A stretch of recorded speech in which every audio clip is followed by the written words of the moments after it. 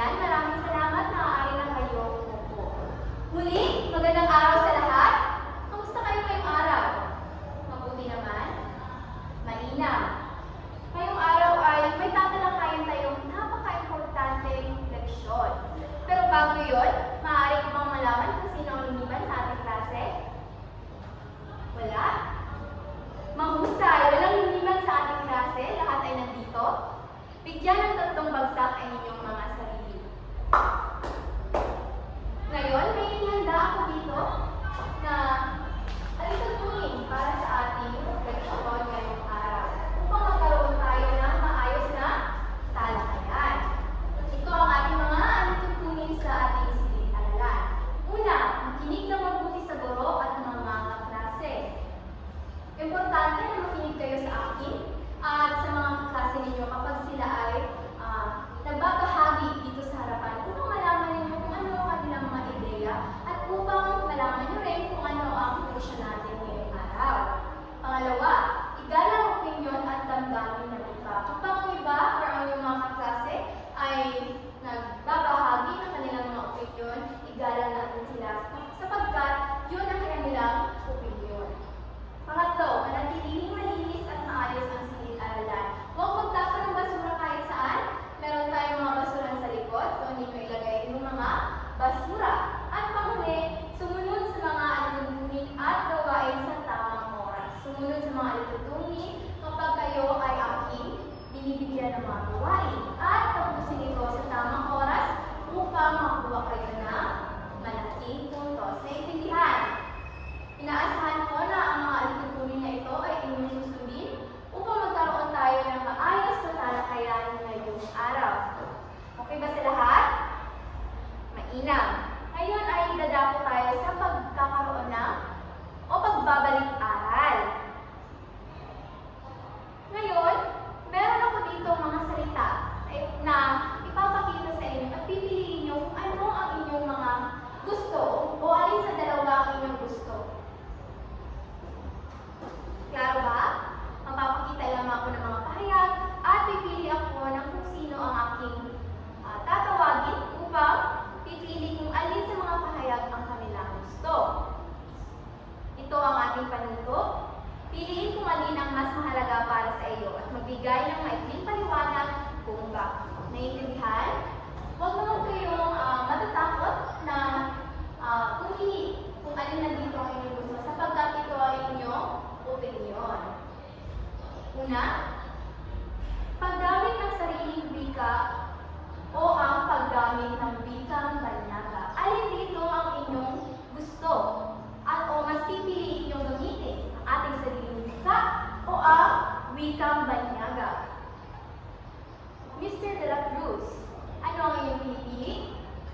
Sariling wika. Bakit? Mahusay, maaari ka ng umupo, Mr. De La Cruz. Ang mas pipiliin niya ay ang sariling wika. Pangalawang pagpipilian, pananatili sa sariling tradisyon o ang pagsunod sa modernong uso. Alin dito ang mas gusto nyo? Miss Ana,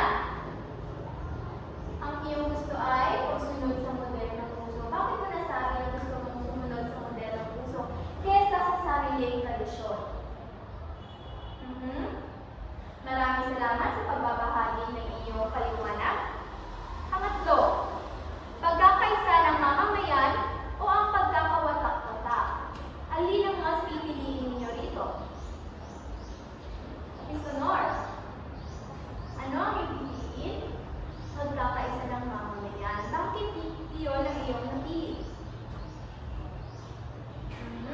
Maraming salamat sa pagbabahagi. Mas mahalaga talaga na meron tayong pagkakaisa kesa naman pagkakawatak-watak. Ngayon ay ang pang-apat, paninindigan para sa bayan o ang pananatiling tahimik sa issue. Alin rito ang bagay na iyong pipiliin? Kayo ba ay maninindigan o mananatiling tahimik lamang sa mga issue ating nararanasan? Miss Antipolo, alin rito ang iyong pinipili? Para sa iyo, mas gusto mong manindigan para sa bansa. Mahusay. Ngayon, para sa huling pagpipilian, pagkakaroon ng sariling desisyon ng bansa o pagsunod sa dikta ng iba. Alin dito ang mas gusto ninyo? Miss Zelda, alin dito ang iyong pinipili? Pagkakaroon ng sariling desisyon ng bansa. Bakit mo ito pinili? Maraming salamat, Miss Zelda. Ngayon, bigyan natin sila ng tatlong bagsak sa kanilang pagbabahagi, sa kanilang paniwalag kung bakit nila pinili ang mga pahayag na iyon. 1, 3. Maraming salamat sa pagkikilahok ninyo at sa punto nito, magkakaroon tayo ng isang gawain. At ang gawain na ito ay pinamagatang iugnay mo. Kumuha ng isang malinis na papel at isulat ng mga salitang may iugnay ninyo sa bawat litrato. Magpapakita ako ng litrato sa harapan at isulat ninyo ang mga salitang may iugnay ninyo sa mga litrato nito. Nakuha? Mahusay. Ngayon, magsisimula na tayo. Narito ang mga larawan. Ayan.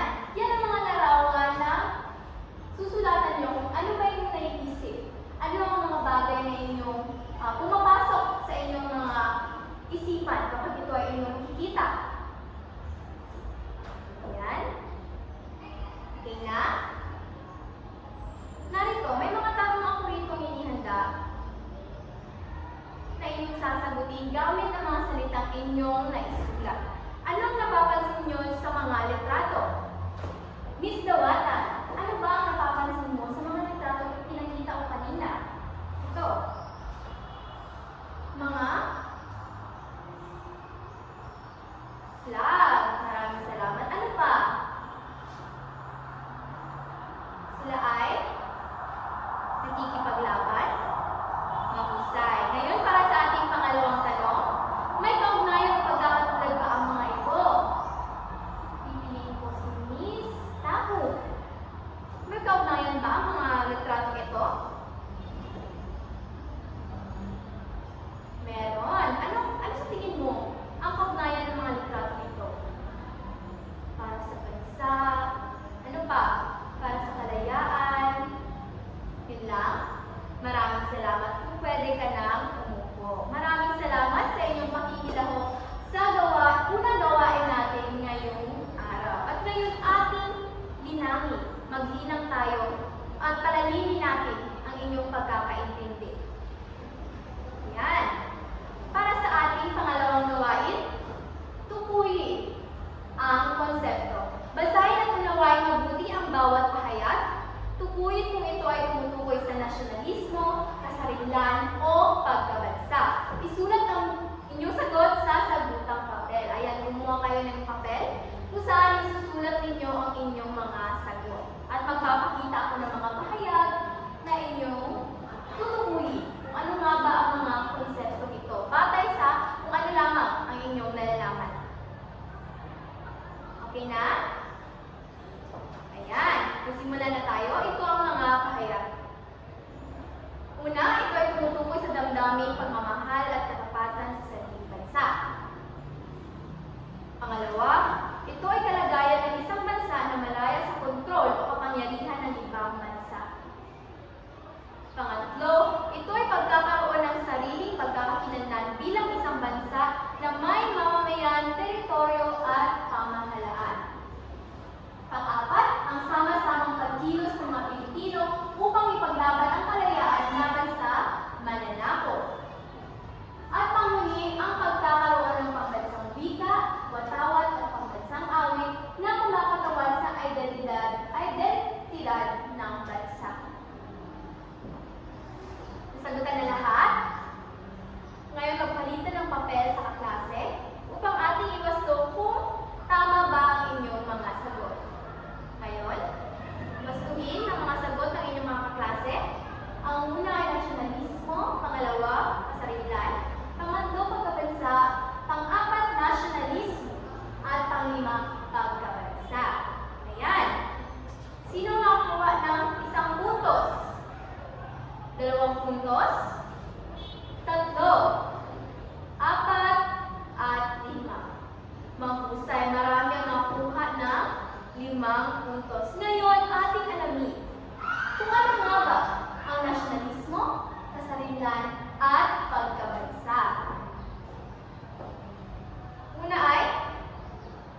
nasyonalismo. Ito ay matinding pagmamahal at pagpapahalaga ng isang tao sa kanyang bansa. Ito ay naglalaman ng ideya at damdamin na nagbubuklod sa isang grupo ng mga tao na may magkakatulad na wika, kultura, kasaysayan at mga layunin. Ang nasyonalismo ay tumutukoy sa ating pagmamahal at pagpapahalaga sa ating sariling bansa. Kayo, mahal niyo ba ang ating bansa? Handa ba kayong magbuwis ng buhay? O may kapat-katapatan ba kayo sa ating bansa? Meron? Sigurado? Maghusay. At sabi natin ay meron tayong nasyonalismo o pagka-nasyonal. Maaaring makita sa ang nasyonalismo ay maaaring makita sa pamamagitan ng sumusunod. Una, ang bansang